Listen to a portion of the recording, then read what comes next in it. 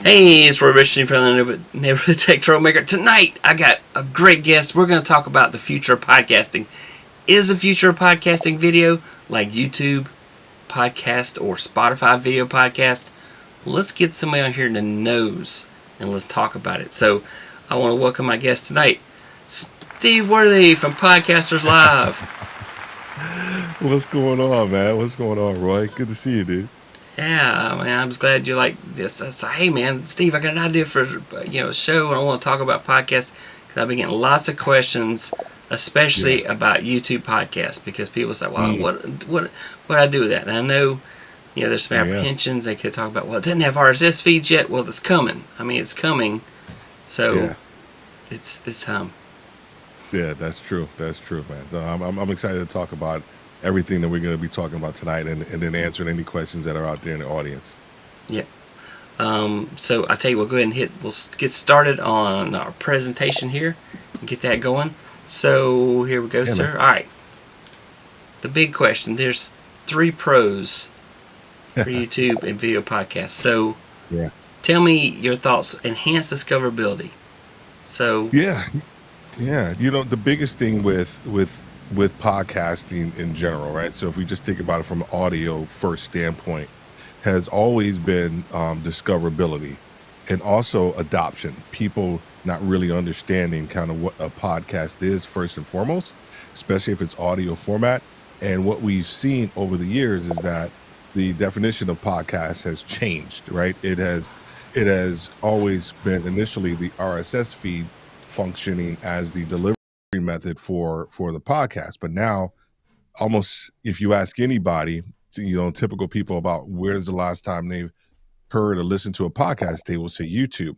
And so now get the fact that if you think about YouTube from a discoverability standpoint, right, second biggest search engine in the world, you have a better likely chance of actually getting your podcast actually discovered and people understanding exactly what you're talking about if you want to actually put it on YouTube. Yeah, definitely. And thanks everybody out there who told me about my mic again. I had rebooted right before the show, and my mic jumped again to a different one. It's like, doggone it. So, all right. So, visual content. I mean, our eyeballs are drawn to video. I mean, is that kind of your thought process there? Yeah, it is. I think, it's storytelling, right? The issue sometimes we have with the audio side of podcasting is still being able to tell a story. It's easier to tell a story visually, just like you're actually doing right now. If you were to actually do a podcast using a PowerPoint or using some type of visual aid, right now the attention span and the visual content actually kind of makes your content a little more appealing. Also, it makes the attention span kind of, I'm actually focused in right now because of the visual aspect. Plus, there's also learning. As you visualize something, you actually end up learning a little bit more as well. So not just the audio aspect of it, but it's also the visual standpoint. So you can actually enhance your overall podcast with visual content, and that will actually enhance the audience experience as well. Yeah. All right. Now here, the monetization opportunities. So yeah. Well, what are you thinking here? I think the biggest thing is around it's a couple of things. So we talked about discoverability, first and foremost. Here's the thing when I think about the YouTube aspect, and I had James Critland on. He's the chief editor of Pod News, and we were talking about discoverability. YouTube is a really good place. It's twofold. It's a really good place for people to discover. Let's say you have an audio first podcast. It's a really good place for people to kind of discover your audio podcast and then actually move them over to the audio side of your actual podcast, right? And then from that standpoint, you can actually kind of monetize people a little bit more because guess what? Now you're actually increasing your bandwidth, you're increasing downloads because there's more people that are actually discovering your audio podcast. The other side of that is the actual monetization side of it from a YouTube standpoint. If you actually have the subscriber base, the ability to get all of the watch hours, all those other aspects as well to do that. The other part, and I'm going to give you a third one. Here's the other thing with monetization. when you start to think about sponsorships and people, sponsoring your shows or brand deals and all these other things, people look at the totality of your brand. It's not just one arm of your brand. We talked earlier today. I was talking to somebody earlier. We were talking about podcasting, and we were talking about an ecosystem. So it's not just the actual podcast. You need to have an ecosystem around your podcast, which is your website, which is the visual aspect of it, which is possibly a newsletter and a community, right? So you have all these ecosystems. So the totality of your brand actually helps you from a monetization standpoint. So I think we actually have to think about it in a bigger perspective, not just a singular visual video podcast standpoint, but your totality of your brand. Yeah, definitely. All right. So, but the problem is everybody has concerns about podcasts being on YouTube. So, Mm, first one you mentioned is yeah, copyright issues. yeah. Here's the thing, man. You got to watch what you say, right? You got to watch the video clips that you add. You just like with music, right? Typically with music on the video side of YouTube, you have to watch the music side, and you also have to watch the actual content that you add to your video clips as well. If you're adding a full interview of another show or news or something like that, you have to be very thoughtful about the copyright infringement or the use of that content. And someone, if I'm wrong about this, do you let me know? But I've actually done some of the research about it just to make sure that people understand that you have to be mindful of the actual visual content that you actually utilize that will correspond with your podcast as well. Yeah, and there's a limit to fair use. You still gotta be careful. There's certain things, even when you think you're fair use, that people will jump all over you on. So, next up, competition for attention. I mean, And oh man, definitely competing on YouTube. you are competing. Here's the thing. There are about 4 million audio podcasts. I forgot the number of YouTube channels. I want to say 130 million or something like that. Maybe I think I'm on the low side with that one. But just think about that. The vast difference as it relates to the number of channels that are out there compared to the number of audio podcasts. It's massive. There's a massive gap. So when you start to think about actually putting your podcast on YouTube, you have to think about the competition side of it, right? There are going to be a whole bunch of other people trying to do it as well. So if you actually have a really good product, you actually have people who will follow you, you have a good subscriber base already, you have a good listenership, from your audio podcast to actually go there, then you may be in good shape.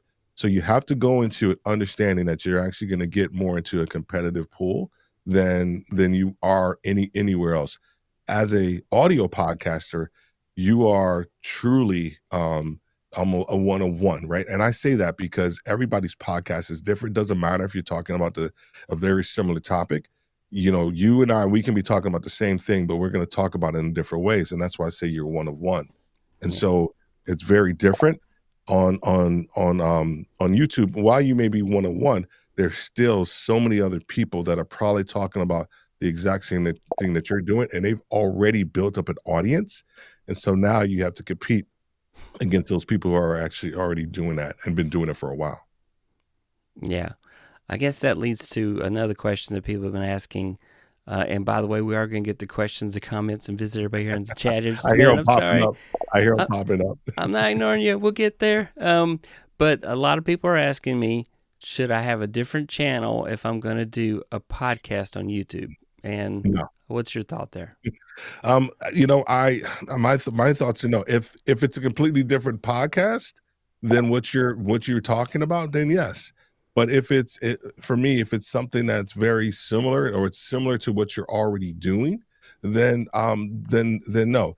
That's why they actually created the podcast category, right? That's why they created the podcast playlist for you to actually go ahead and do that, for your actual podcast. So for me, when we are uploading, for both podcasts, for Retail Leadership with Steve Worthy and Podcasters Live, and we're doing we're going to be doing live podcasts now, and we're going to be doing them live, but then we're also going to be uploading them, of course, to moving them over to that podcast playlist, right? And so for me, we're going to be talking about the same thing, so it just makes sense for us to actually do it that way. Here's the one thing that a lot of, I don't know if this may be a question that other people are struggling with that are out there already as well too, is because if I'm an audio only first person, the thought is that, well, do I need to actually go ahead and do a video form of your podcast? You can, or you can actually do, or should I move all of my audio stuff over there to YouTube and start from there? I would almost hesitate to actually do that. I think if you are going to do a video podcast for your brand and you're going to start it, if you haven't started already, I say just go ahead and start from scratch and actually do it that way. Because I think some of the things that you were probably talking about from an audio standpoint probably will transfer over, and I just think it's better if you are going to start a video podcast. If you've already established an audio podcast and you want to do it, then great. If you just brand new and trying to do this video podcast piece, I would say just go ahead and just start from scratch. Yep. And then lack of creator bandwidth. So explain that one. Yeah, man. So can you do it? Right. So if you are audio only first podcaster, right? Do you have the bandwidth to do this? Right. I mean, it sounds great. Right? Yeah. It sounds video podcasts sound great. Oh my gosh, they have podcasts on YouTube now. Oh my gosh. Do you have the bandwidth to actually create that additional content? Right. And I think that's what we're going to end up seeing. We're going to see people who are very and super excited about this whole video podcast piece, but then they're going to burn out over time. I'm not wishing that on anybody. I just know the human nature. It was the same thing with with Clubhouse, right? I remember everybody's like, Clubhouse is going to kill going to kill podcasting, right? Oh my gosh, Clubhouse is going to podcasting. Audio first podcasting is not going anywhere. I'm here to tell you that right now. Period. Right? The video podcast piece, if you have the bandwidth to actually go ahead and create the content, go ahead and do it. But I would make sure that you do. And if you can, simplify your overall process when you're doing it. If you can kill two birds with one stone, which is actually create a live stream video podcast, then go ahead and do it. Now then you can actually upload that, or you can do a video podcast yourself, on Ecamm or something like that, and then strip out the audio, and then you can do an audio version of it, and then you can also do the video version of it as well. But make sure you have the actual bandwidth to do it. Yeah, let's check on our crowd here. We got a crowd out there tonight, so let's see I see some questions out there as well. Let me see here. Whoop. Hang on, changing it up because there we go. That should seem better. All right, yeah. Here we go. Florence says, "Hey, Dagan, let's go." Hey, Dagan, thanks for coming tonight. Yep. Let's do this, Roy. Yep. Stream elements bot running. Okay. Howdy. Hey. All right. Roy, Florence, just mommy guy saying hi to everybody. Hey, Lala, how you doing there tonight?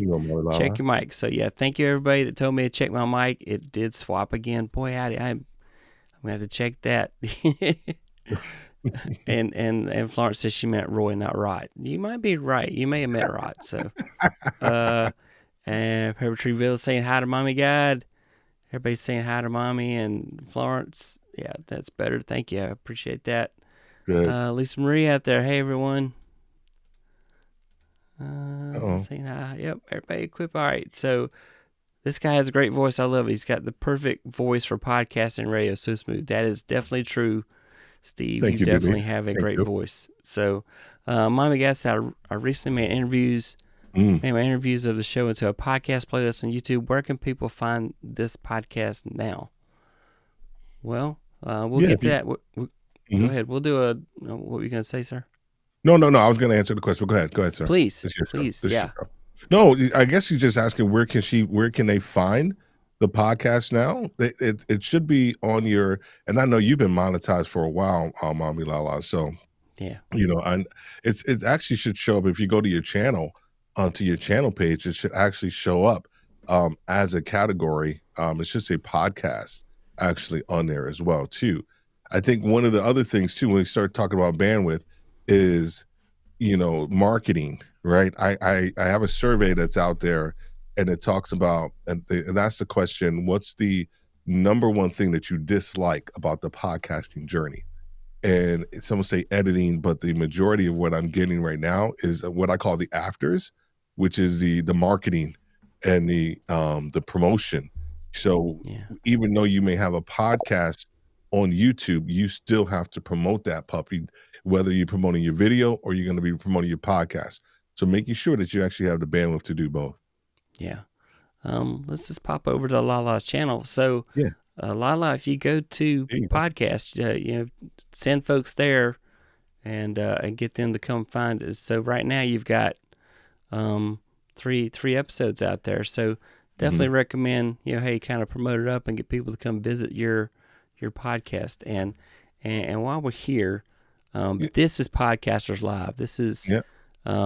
you definitely need to go here. You need to subscribe to this channel. They have so many master classes that they talk about here on the show. And then later, stick around. Steve's going to talk to you about a course that he has to get you really going with podcasts and everything.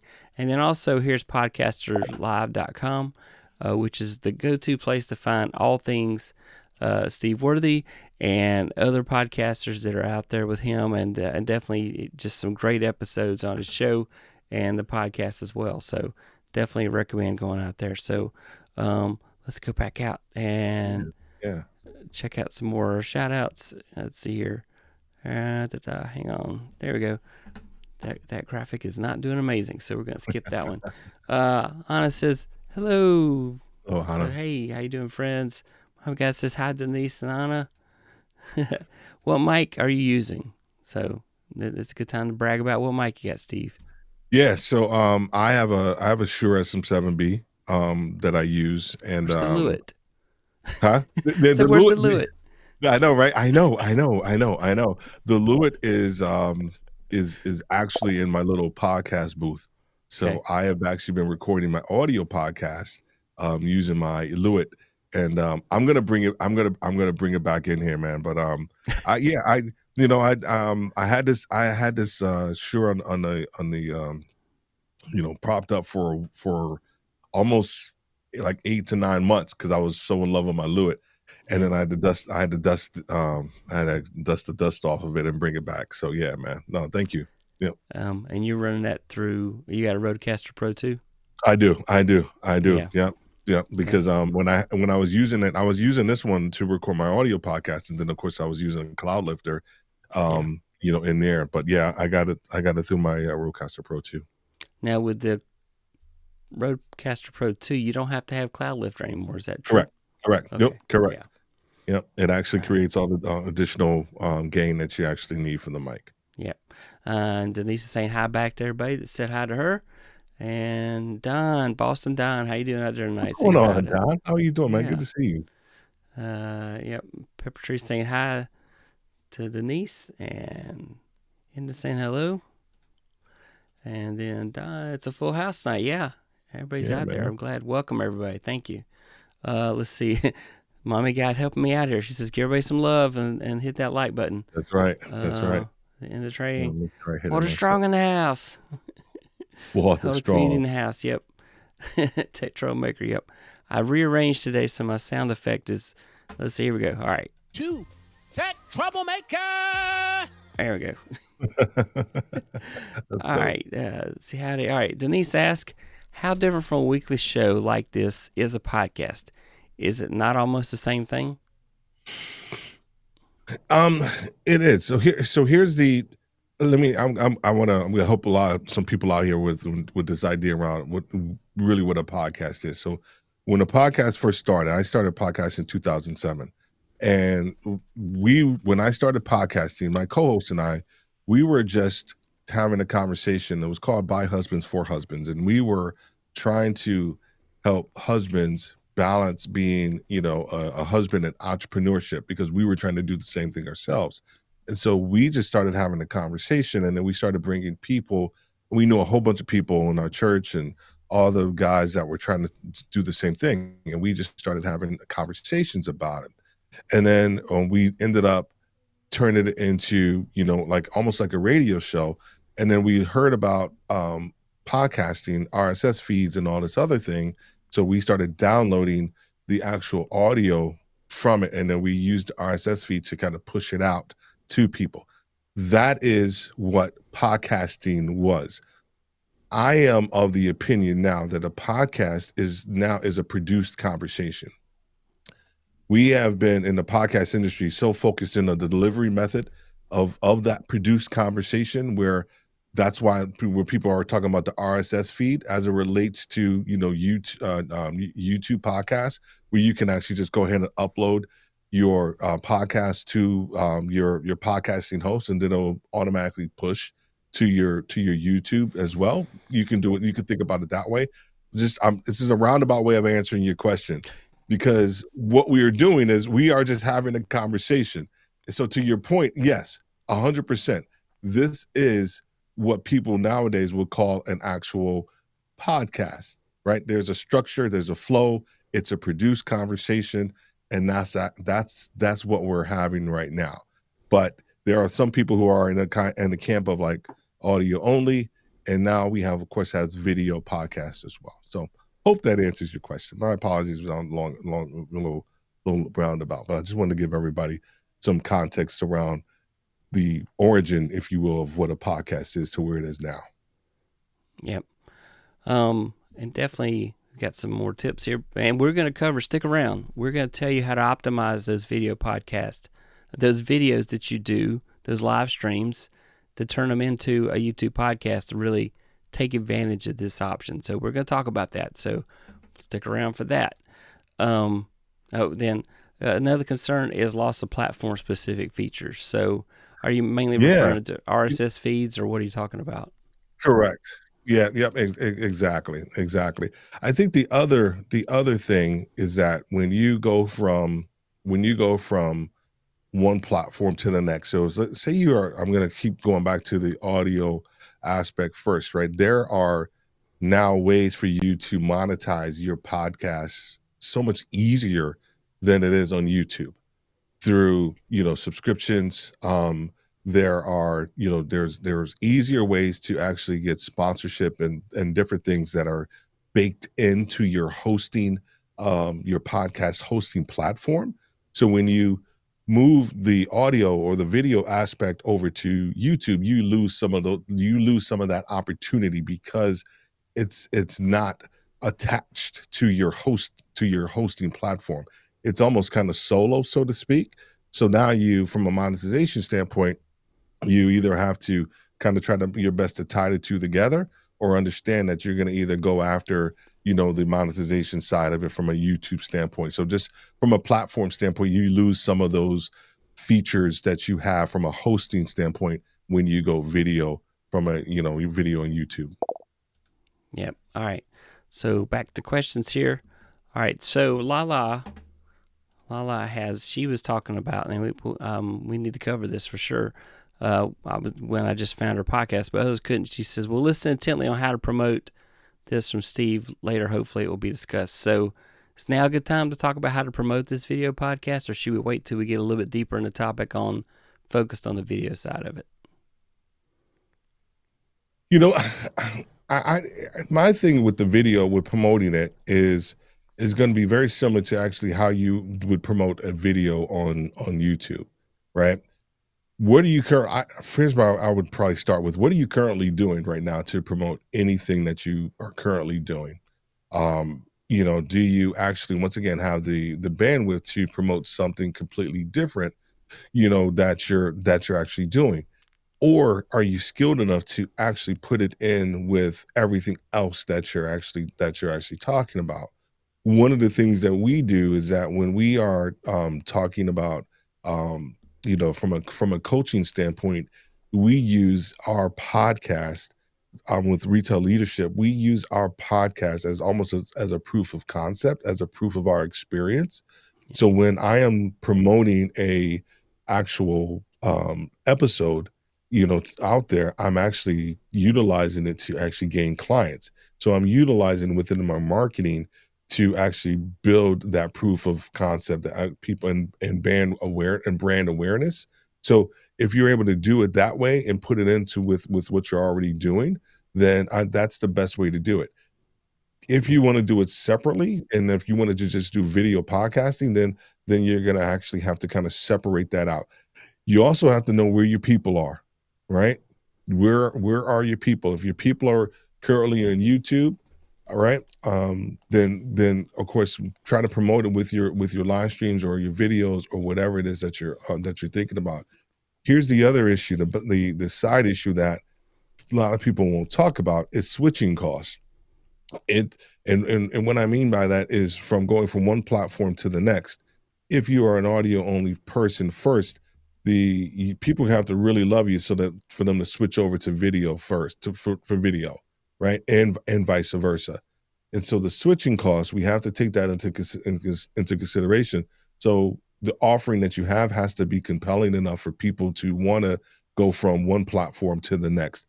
The human nature tendency is that people will stay on almost on one platform, and they may dabble in another one. So you have to make sure you are marketing where your people are. All right, we got a question here from Walter Strong.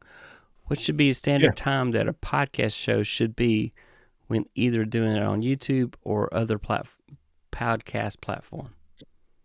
Man, Walt, that is the $1 million question. That is the $1 million question.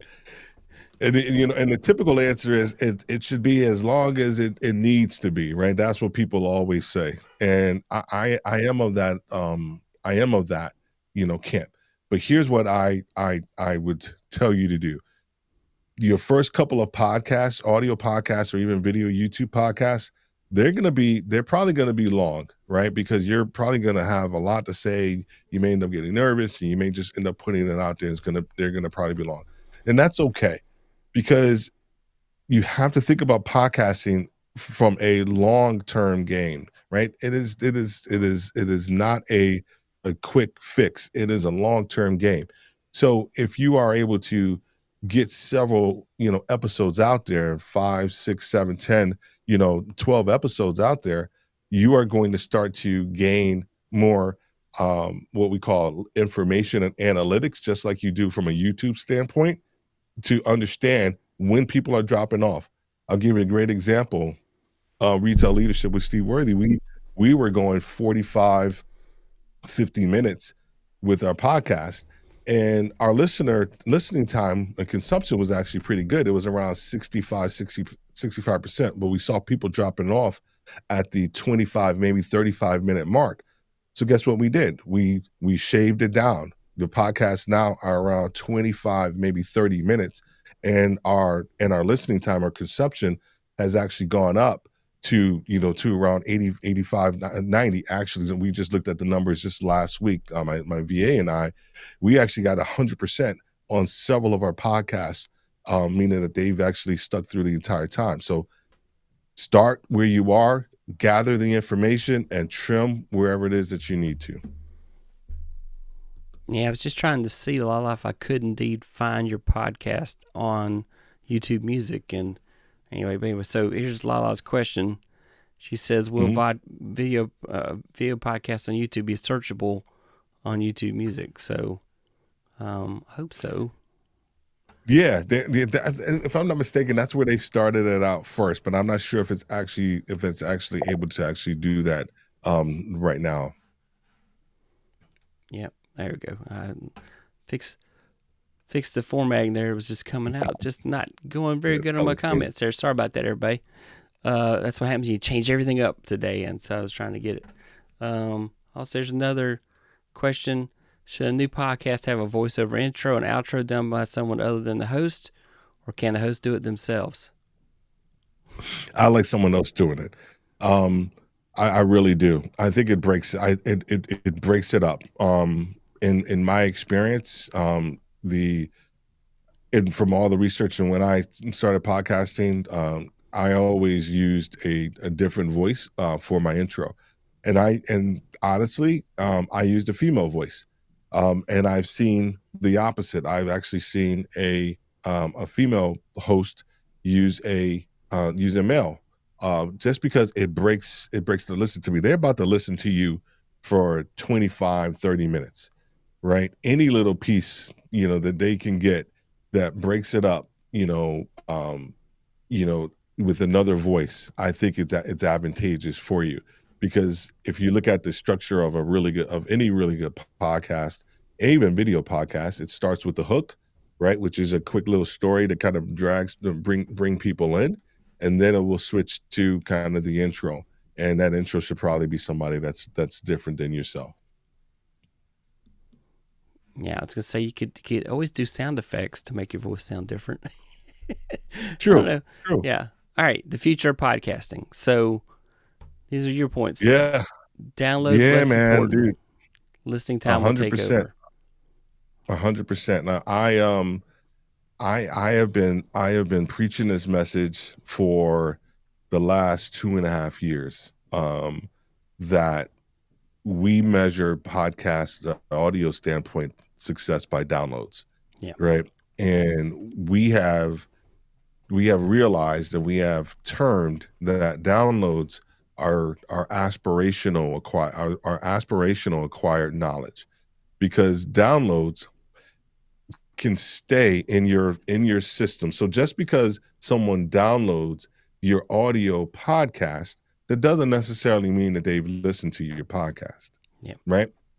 So I am a fan of listening time, because the longer the longer people stay on your platform, stay on your podcast listening, that's the better off you are. And I think from an advertising standpoint, the advertisers are going to start to come, because just because you got 1,000 downloads, that doesn't necessarily, people are buying fake downloads, right? But they can't buy consumption. There's actual people who have downloaded and are listening to your podcast. I'm going to say it here first. Within the next 12 to 18 months, I firmly believe that downloads are going to be less important, and listening time or consumption is going to be the number one measurement for success for your audio podcast, just like we do with YouTube, right? Yeah. And Spotify can measure it as well. They know they've got the analytics built into Spotify as well. So YouTube and Spotify both are going to be able to say how much time somebody spent listening to your video or the audio of your video. So yeah, and you can go to specific episodes, right? Just like you can on YouTube, right? You can go to specific videos. From an audio standpoint, you can go to a specific episode and actually see, maybe you tried something new in that episode, Yeah. and it worked, and you're like, oh, that's so dope. Look at it, it worked, and now everybody's like, they love what you did. We added something to our audio podcast with Retail Leadership with Steve Worthy. We call it a North Star, and that is that's like 75% of the way through the episode, and that is really helping the audience see themselves in the solution, right? It's helping them. I put it in this context. I'm like, Steve, you've talked to me, all this time. You've given me all this leadership advice. Da da da da. What does this mean for me? What does this look like? What does success look like for me when I implement everything that you just said, right? And they want to hear that. They want to see that. And what we noticed was that our listening time and consumption time increased when we started doing that. So that's why I said, if you get the analytics and you've tried something different and new, then you can actually see the impact of something that you've actually implemented, over time within your podcast. Yeah, good stuff. Good stuff. Video podcast increase. So 100%. Yeah. 100%. It will.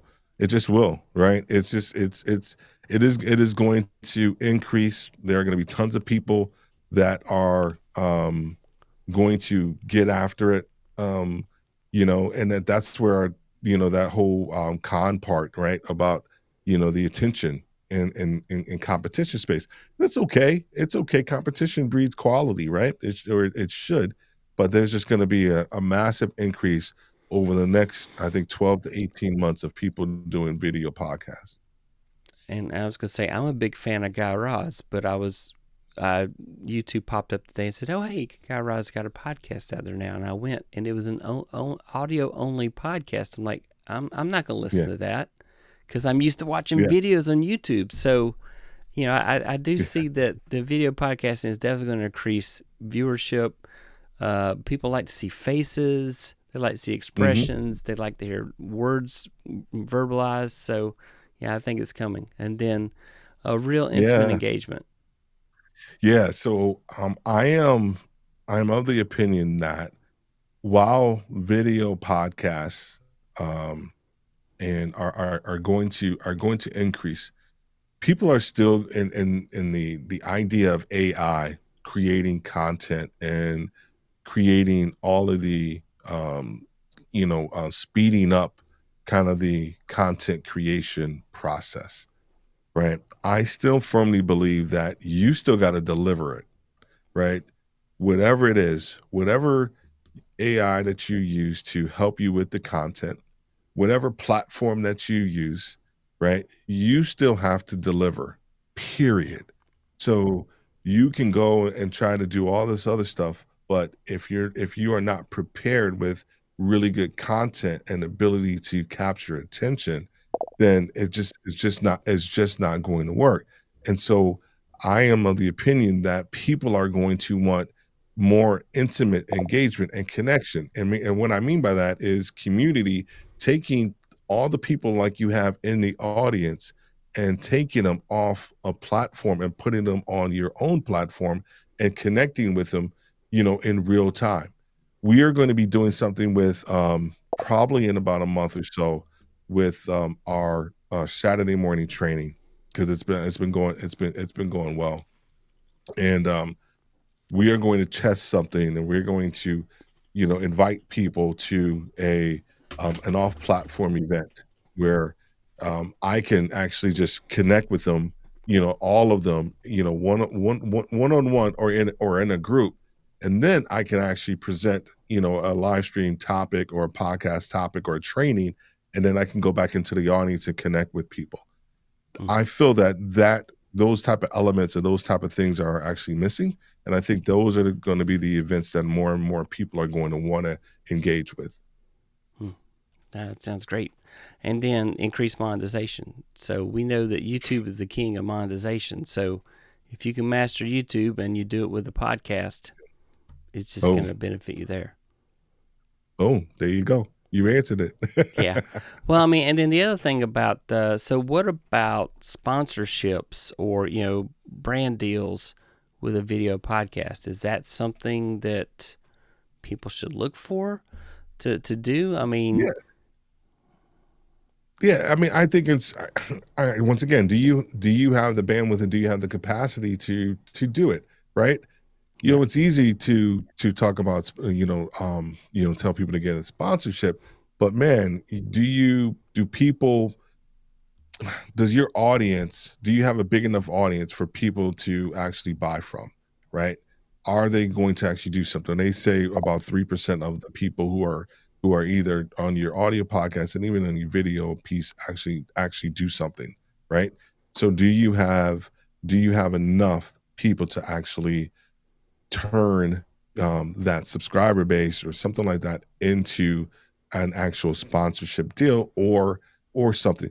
Now, having a video podcast does avail you the opportunity to, if you are an audio, what I mean by like a video audio podcast guy that yeah, talks tech, right? Now, this does give you an opportunity to talk about the iPhone and talk about, the Shure SM7B, in real time. So now if you have something that translates, to the visual format, then by all means go for it. Create those spots, right? One of the things that we do with Retail Leadership, we sponsor our own podcast. right? And we do that now. We're trying to work with ZipRecruiter to actually sponsor some episodes, but we have sponsored our own because for me, that's our monetization. Yeah. If I'm able to get 2 clients, if I'm able to get 1 or 2 clients per episode, guess what? We've completely monetized for the year. And so that's how we actually think about it from that standpoint. Even with the video podcast, even with the Podcasters Live from a training standpoint, if I'm able to, get coaching clients from that training standpoint, guess what? I'm monetized. So I'm not looking at it from that standpoint, just the actual subscriber base. Hey, Sammy Superstar, how you doing there tonight? What's up, Sammy? Denise says, I enjoy videos, so I can see the video podcast, a natural extension of that. Yeah. So, and stick around. We're going to talk about how to optimize your videos for a video podcast. So stick around. We're not done yet. People still want real conversations. AI cannot create that. That 100%. So far. 100%. So far. That's And Mommy so far. Got saying hi to Sammy. It's coming. If you can do AI to make images, you can make AI. I've already played around with some AI voices already. So I literally did a video where I went to ChatGPT, I created a script. I then went to another website that did AI video, and I had it turn it and create a video for it. And then I went to a third site that did AI voices, and I did the voice. So my voice is not even on that video. So it's coming. It's just a matter of time. Yeah. We're doing this Saturday. We're doing Bard versus ChatGPT this Saturday morning. So I'm excited about that. I'll keep my opinion to myself because I don't want to spoil the lead. So. All right. Definitely, if you have any questions, be sure to start them with a Q so we see them out there. All right. So optimizing for video podcast. So first of all, you got to optimize videos for audio. And why is that? Because with YouTube Music or Spotify, people can listen to your video podcast as an audio podcast, and you want to be able to have it dual purpose to work for both scenarios. So those people that enjoy watching video, or those people that don't have time and listen to it through Bluetooth or in their headset or AirPods at the gym. So you got to kind of match. I mean, what's your thought process on that? Yeah, you got to think about, when do people actually listen to your podcast? So, and if you don't know, do a survey, right? Or when do people watch your videos, right? So when you start to think about trying to do a video podcast, if you are just doing videos, maybe you want to think about, that aspect of it. What I would also say is that you have to realize that people will listen to your podcast or listen to the video side of it when it's just in the background, right? And when it's convenient for them. So that's why you also have to know what people are doing when they're listening to your podcast. Are they driving to work? Is it in the evening? Is it during the day? Right? For me, all these things matter, because now you know when to release the content, and then 2, you could probably create content that's going to appeal to them based on when they actually listen, to your actual podcast. So get really specific, and you have to know your audience a little bit deeper. Yeah, definitely agree with that. So remove video only elements. So if you're doing a demonstration that's definitely only visual, that's not going to translate well to an audio podcast. Though admittedly, viewers listening on, downloads, I should stress, downloads of my podcast jumped up when I started taking my live streams and taking the audio off and just doing a little bit of editing, but not to the level where I said, hit the like, subscribe button. I didn't clean it up all the way. Strangely, I have more downloads on my podcast now, so I don't know what that is. But I think really to do it right, I should go out and clean all that stuff up to really benefit my audience. So yeah, I that's always been my recommendation, and it is always been. It's twofold. You can either do it that way and take out the kind of engagement, because here's the thing: if you are doing a video live stream or video podcast, and you want to try to translate that into an audio podcast, it's just not going to work. It's just not going to work. I don't want to hear you say hi to mommy Lala. When I'm driving.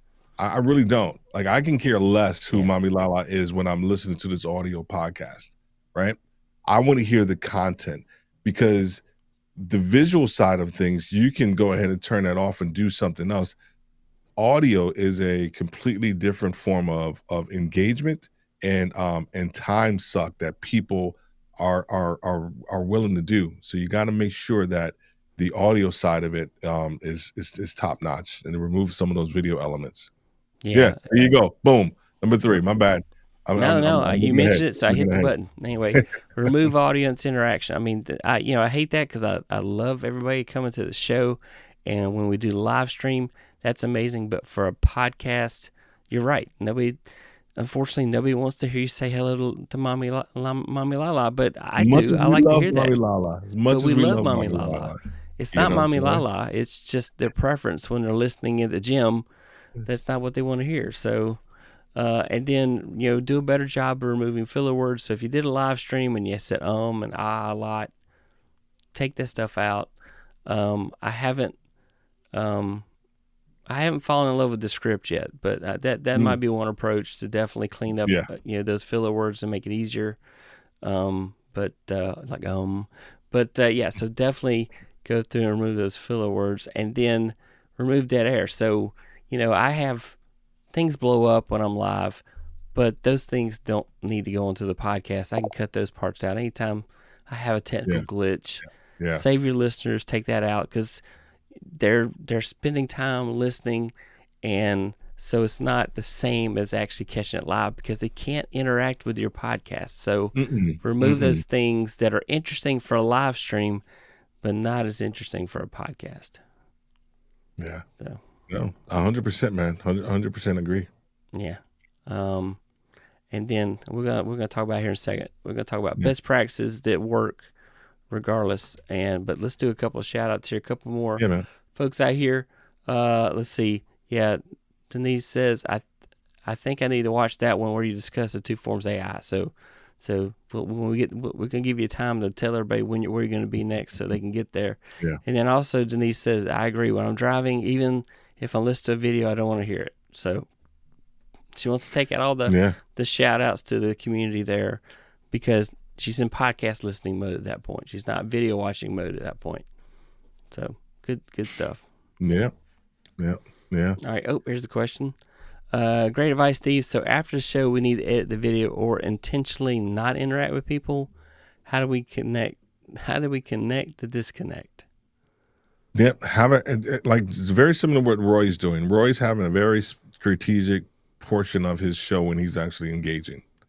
Right. And so I think that's what if you're going to do a video podcast and then turn it into audio, you need to have those moments of very specific engagement when you're actually talking to somebody, because in that way it makes it easier for you to actually do the editing process, with that as well too.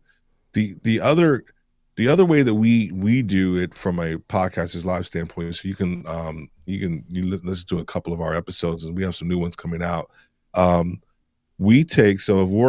Roy's on my show and I'm interviewing Roy, what we do is we take out my audio and I just have Roy.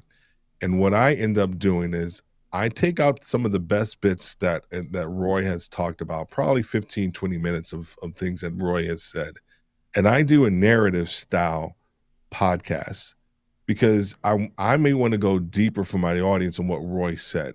So if Roy gave an answer like, what's a podcast? Roy says, well, it's a RSS feed, and I tend to, kind of elaborate on that. So I want you guys to hear what Roy's perspective on what a podcast is. Then you say it, and then do you agree with Roy? I am of the opinion that a podcast right now is a conversation. So even though Roy may think that it's an RSS feed, we think that it's da da da da. So not saying I'm always disagreeing with the guests. I'm just using that as an example. But what that does is that creates a completely different listening experience than just the overall interview. Me asking Roy a question, Roy answering the question, and that's a really good live stream.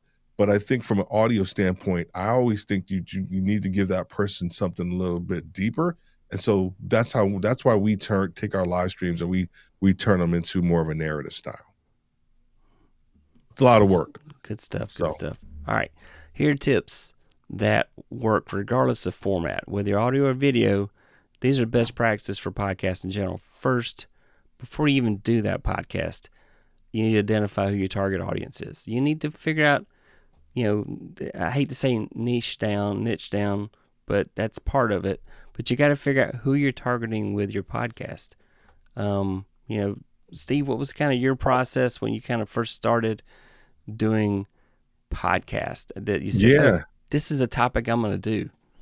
Yeah, we were like in 2007, we were very, it kind of fell into our laps, the concept, because we were teaching entrepreneurship at our church, the guy Jerry and I was actually writing business plans and SWOT analysis and marketing plans for different people and businesses as well. And so I was hosting like this. It was like a Saturday morning kind of sit down with a whole bunch of different entrepreneurs, and guys would just be coming. And then we started connecting, and we were like, dude, we need to do something. And so we just figured out, well, we're still learning all of this stuff, and we're trying to balance, being a husband and also being an entrepreneur. And we got all these dudes that keep asking us questions, right? So boom, that's exactly what we did. And so for you, whoever's out there, when you start to think about your podcast, I would think about it in the context of like, what does everybody come to you for, right? Yeah. What is that one thing that you could talk about ad nauseum that, you just don't get enough of? For me, it's retail leadership and podcasting, and live streaming. Like, I have found my sweet spot. I could talk about both of those ad nauseum all day long. And so those are the two things that we talk about. Yeah. All right. Next up, plan your content. So, unlike you can't really, I always plan for my live streams. I've always kind of researched and I've thought through it. I've discussed it with the guests. We've already collaborated on ideas. Steve hit me up and said, oh, I got all these great ideas for the show. And like, oh man, that's fantastic stuff. And so,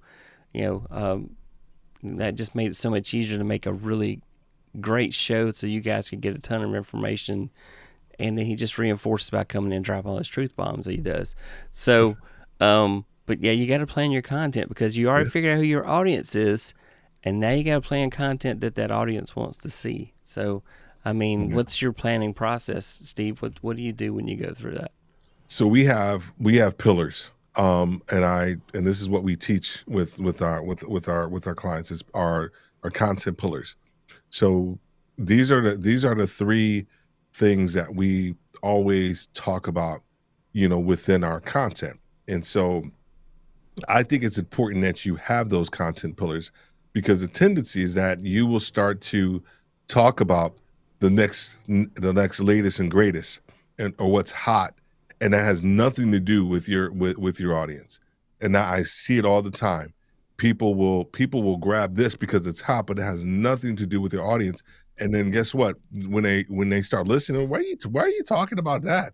Like, if I like, Chevy, Chevy Camaros, and I love Chevy Camaros, I keep talking about Chevy Camaros, and then one day I'm talking about Range Rovers just because Range Rovers are brand new and they're hot.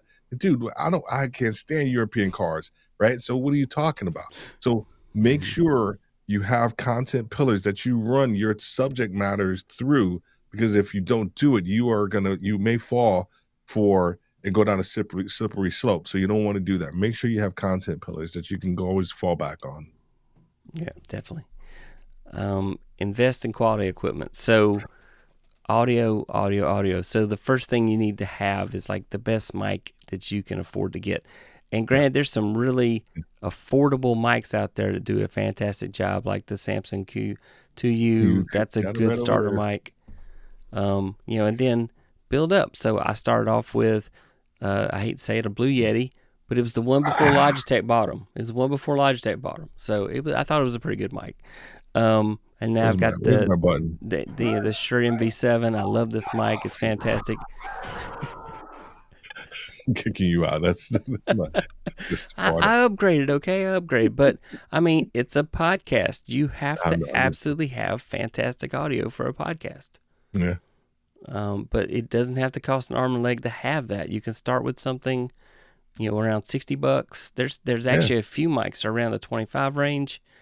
I'm trying to think like the Finite or something brand. Yeah, Fine. Yeah, Fine. Yeah, is it Fine and Fine E or Fine E? Fine E, something like that. FINE, something Yeah, like that. it's actually a You know. decent mic. I bought Yeah. one for my wife because we were going to do some podcast episodes together. Yeah. So you can start off low, and then later, when you decide I really want to have a radio sounding voice like Steve has naturally, you can buy a better mic. Yeah, I would set goals, right? Yeah. So when I started back podcasting, I started back with a Rode NT USB, and it's a condenser mic, and it picks up every freaking thing. And then once I hit, a certain number of downloads, because I was super measuring them at the time. Once I hit a certain number of downloads per episode, then I traded up. I started with my Rode NT USB. So a $19 pair of headphones, and I recorded directly into my iPad using Audacity. I did that for the first year of my back when in 2007 when I started back podcasting again. And it served me well. And then once I hit certain metrics, then that's when I bought a Shure MB7. I still got that, and then I bought a Rodecaster Pro after I hit another benchmark. So I think if you kind of gamify your journey, then over time you can actually go in and justify, if you will, the investment. And Anna, referring earlier to all the effort to do a video podcast, said it was a lot of work. And then Denise says, "Wait, what? No Blue Yeti?" So the Blue Yeti actually, it is possible for the Blue Yeti to be a good mic if you use the right cardio pattern. Make sure you set it for the pin cushion. Make sure you're talking into the side of it as opposed to the top of it. So the Blue Yeti is a good mic. It's just not a fantastic mic.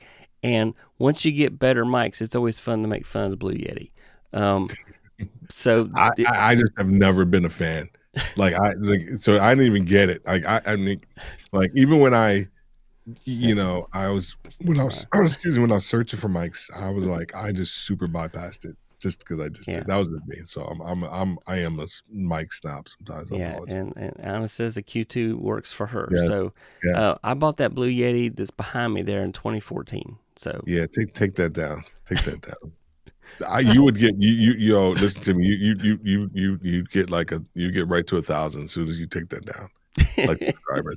It's going out tonight. Then it's gone. It's gone. So now, if you told me that, I'm gonna make that happen. All right. Next up, develop your hosting skills. So you need to practice. I recommend recording yourself doing the show live by yourself, or finding a mastermind group that's just really cool with you to go out and practice in. Yeah. And there's some wonderful Facebook groups that I'm a part of, that Steve's a part of, that will let you go in there and just practice. Yeah. But you've got to kind of build up your vocal presence and your hosting skills and your interviewing skills. So next month I've got Doc Rock coming on. We're going to do an episode where we talk about interviewing skills that you need to develop. And so I'll make sure everybody knows a date for that when he's coming on.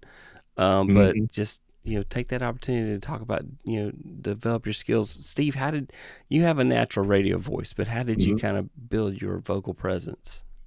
I did practice. I did some radio in college, and then in New York for a little bit, and then I did a little radio when I first time I lived in Atlanta. Did a little bit, and it took practice to get there. And I think the people can hear a smile, and some people don't get that. Like they can hear a smile, and so when you are doing an audio only podcast, it forces you to use different aspects of your voice, right? Different tones, tenor, expressions. When you're really excited about something, I can't believe. Just wait. I'm going to talk to you about this, and you got to make sure that you stay tuned for this, or you can use it in the context of telling a story. Let me tell you about the time I really screwed up. You know what I mean? So Yeah. you know, or you can like, oh my gosh, Roy, I'm so happy to be here. Like they can tell I'm actually super happy to be here and I'm actually smiling. And so it does take practice and being monotone over time. That's just as bad as having horrible audio, right? So being able to understand where you need to use your voice differently, um, and being able to tell a story and then connect the audience to that story. Has this ever happened to you? Have you ever seen yourself doing that? What are some of the things that you think about as I say this, right? All Yeah. these different ways that you can bring the audience in. So from a hosting skill standpoint, it's not just being able to disseminate information, it's to bring people along, for the journey, because that's exactly what you're doing in the podcast. You are bringing people along for the journey. And if you can't do that, you over time you actually have to learn how to practice that. Yeah. Good stuff. Consistency is key. Yeah, 100%. I go live every Tuesday night, 9 Mhm. p.m. Eastern, 6 p.m. Pacific, whatever it takes. Last week I Yeah. went live on my mobile device Mhm. so I could be here. And if I can add one more thing, like Yeah. understand and find and you have to find your voice, right? Meaning that when you're first starting out, the tendency is that you start to you find your favorite podcaster or live streamer that you like, and the tendency sometimes is you start to imitate them, right? The mannerisms of what they say and what they do. And I get it, and I understand that. But over time, you have to find not just your vocal voice, but you have to find your voice in how you deliver information and content. And that once you're able to do that, you're able to kind of find your sweet spot in your communication style, and you're comfortable. And people will either like you or they won't like how you communicate something, but at least you are your authentic self. So making sure that you're doing enough practice that you can actually find your voice and your cadence and how you like to deliver different things is super important for attention span and making sure that people understand, how Sorry. important it is with whatever it is that you're trying to tell them.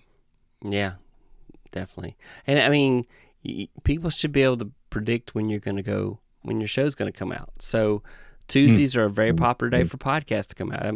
Probably 90% of the podcasts I listen to come out on Tuesday mornings for some reason. Yeah. That's just the day that everybody picked.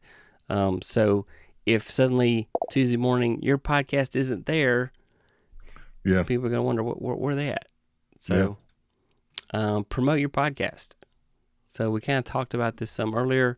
The same thing you do for promoting your live streams or your videos, you would do the same thing to promote your podcast. And I mean, you were talking about how your podcast kind of are your branding, and they lay the groundwork to let people know, hey, I practice what I preach and I know what I'm talking about. That's why Steve's here, because I need somebody smarter than me to talk about podcast.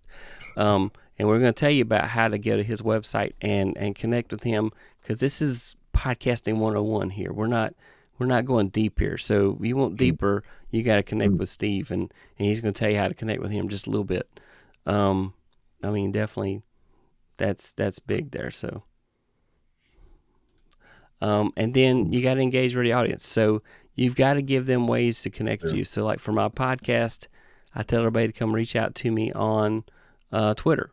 But now that if I'm going to do a podcast on YouTube, luckily people can leave me comments, and those are ways to connect. And I can post an email address for people to email me. I have a mailing list now, so people can go out and subscribe to my mailing list. And so you've got to give your audience a way to connect with you, to give you comments and feedback. Steve, what's your approach? How do you engage with your audience? First of all, it's community, developing a community.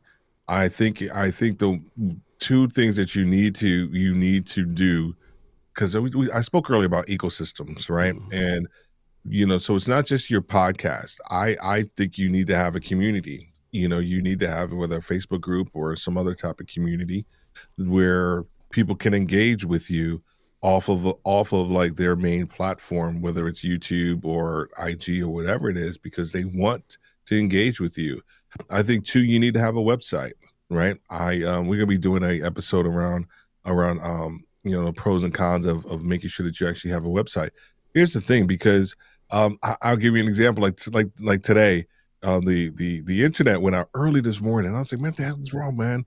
And I didn't know what to do, and I realized, it's like, man, holy crap, like, I am so dependent upon the internet to kind of, after my quiet time, to get my day started. And I was like, oh my gosh, I just broke out a book.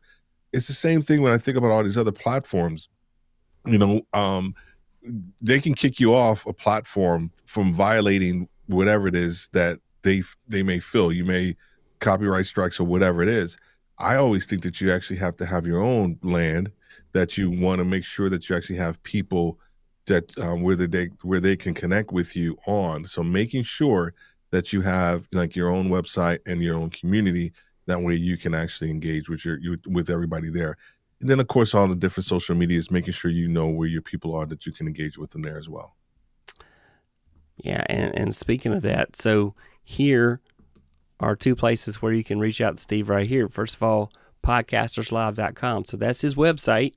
If YouTube is down, his website's still around. So, and Or then, of course, Facebook, or even if my Facebook community is down, I still got the website that people yeah. can connect with me on. And then, of course, Podcasters Live on YouTube, where he does just great tutorials there and has great guests to talk about different facets of podcasting. And then here's the other part. This is, if you want to connect up with Steve, tell them all the amazing ways they can connect with you and all the cool things you can get them beyond. Yeah, dude, Podcast man, 101. I'm super stoked to talk about all of these, right? You guys see the little QR code if you want to connect with us down there. You know, I'm a former professor as well as a retail exec, and so I love teaching, coaching, training. And part of what we do is coach people to help them understand a little bit more about where they are, so they can get to where they need to be. The 90-minute power sessions, we realize that there are certain people are stuck in certain facets, whether it's live streaming or podcasting.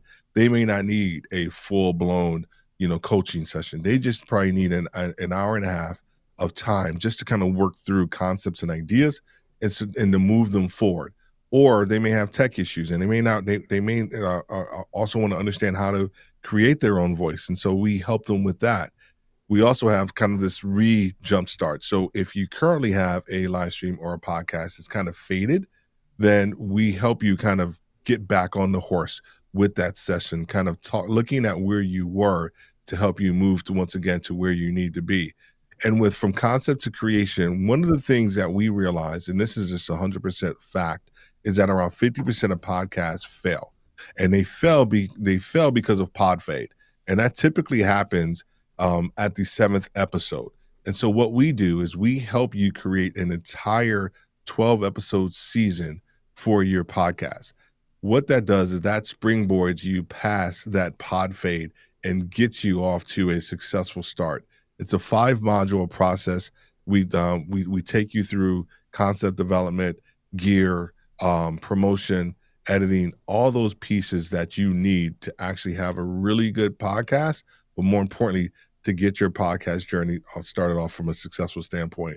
So you go from, skipping over pod fade to actually being well ahead of the game, and then just a custom program. So if there's certain things that you need, from us from a podcast or a live stream standpoint, that may not kind of, cover the creation of concept, we can either go deeper or we can go a little bit broader on certain things as well too. So we have 3 different ways for you to kind of connect with us, and where we can help you out. Super excited about it. The response has been awesome. I love connecting with people, love teaching them, helping them get it. That's kind of like my passion, whether it's leadership or it's podcasting. I want to see that light bulb come on, and then you are off to the races, and you are successful. And I'd love to see that process. So you guys can connect with me, and just let me know what your concepts, your ideas are. We can kind of move forward from there. Yep, and here it is, Podcasters Live. So go there and connect up with him, and you can find out how to get and connected up with the Podcasters Academy. So good stuff. Yeah, Let's see. I'm supposed to do my call to action here. Here we go. Let's see. Subscribe. There you go. Subscribe. So if you like this kind of stuff, every week my goal is to give you something that moves you forward as a content creator. And so hopefully if you haven't subscribed, you will. And I do appreciate that. And definitely appreciate all those. Hit the like button. We got a few more comments here. Let's see. First of all, Miss Denise is saying, oh, I don't have those kind of tech skills. I need easy. Yeah. Yeah. Her channel is amazing. She has tech skills. She is underselling herself. I've watched your channel. I've seen your channel, Denise. I've seen your channel. You have an amazing presence. You have an amazing presence. She right. does. And so yeah. Then Mommy Guy says, same here. I haven't upgraded. You don't need to upgrade, Lala. Yours is fantastic as well. Yeah, she has a Rode Pod mic, doesn't she? I think she has a Rode Pod mic. Yeah. Yeah. That's a good mic. You sound good. You sound good. You need to just go ahead and start your podcast. You've been talking about this for a while. I'm sorry. I didn't mean to call you out, but I love you. But you just need to go ahead and do it because, you need to go ahead and do it.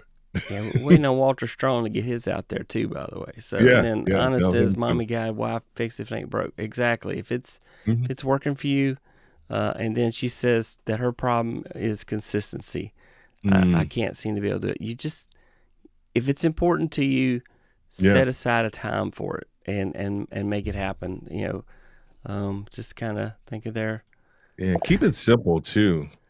I think the consistency piece is like, I think we put so much pressure on ourselves to do something, and sometimes it's just piecemealing it all together into a finished product.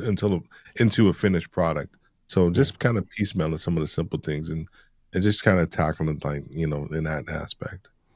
And Don says, "Look at that 90-minute session. What a great idea, Steve." Yep. Thanks, man. I appreciate that. that. Anna says, "Great streaming. Thank you, everybody." And then Mommy says, "Yes, Steve. She needed that tough love." Yeah. All right. Well, that is our show. Thank you so much, Steve, for being on. Do you have any last thoughts you want to make sure everybody has before you walk out here? No, I'm excited, man. And I appreciate you, man, in talking about being able to talk about the Podcasters Live Academy. And, every Saturday we do Saturday live training, 10 a.m. Eastern time. It's increasing. I've been wanting to do it. I think, Roy, you've been rocking with me for a while, man. You remember, I think I started when I was in Maryland, I started doing it on a Sunday. And when I first started Podcasters Live, and I wanted to do it because, but I just life and bandwidth. And so now I've finally been able to kind of have the time and capability to do it consistently on a Saturday morning. And it's been something I've been wanting to do consistently for a while, and it's starting to bear some fruit. And a lot of people are getting a lot of value out of it. And so just connect with me there. But I would say this is that people are waiting. Someone's waiting to hear what you got to say, right? They can't move. I know that sounds kind of superfluous, right? They're like, oh my gosh, no. And seriously, there are some people that can't move because they're waiting for you to put something out. They're waiting for your words. They're waiting for your encouragement. They're waiting for your structure, your content. So go ahead and put it out there. Get started. Come up with something simple, right? Have an idea, right? You can build consistency over time, but getting started, right? It is really the hardest part. So go ahead and get started. Yeah. Hey, I'm sorry. It's too hot. I should have worn my Podcasters Live sweatshirt tonight. I didn't do it, man. I'm sorry. That's all right, dude. I'll make it up to you. So, definitely catch Steve when he does his live shows and definitely interact and it's just great stuff. So that's it. That's our show for tonight. Let's see. I'm supposed to be sure to hit that subscribe button. There you go. And let's see if I point the right way. So last year, me and Steve did a show together where we talked about turning your live stream into a podcast. I will post a link to it right here. So definitely watch that. But definitely, you need to go check out. You got to go check out Steve and his website. So definitely go there. And if you have not subscribed to his channel, you definitely need to go subscribe to his channel. Just amazing stuff. If you're thinking about podcasting, go there already. Why haven't you done it already? Go ahead, subscribe. So that's it. That's our show. Thanks to everybody that came by. And you guys have Thanks, a wonderful guys. night. Thanks for watching. Bye. Bye. There you go.